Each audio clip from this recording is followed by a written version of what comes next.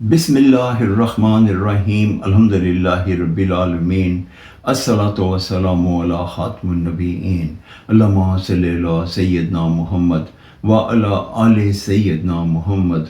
السلام علیکم ورحمۃ اللہ وبرکاتہ۔ میری آج کی حدیث مسند احمد 1780 نمبر۔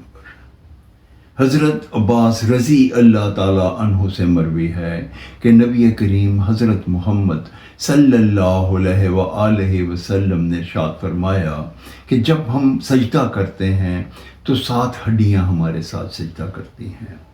1 ہمارا چہرہ، 2 ہمارے دونوں ہاتھ، 3 دونوں ہمارے پاؤں، اور 4 دونوں ہمارے ٹخنے۔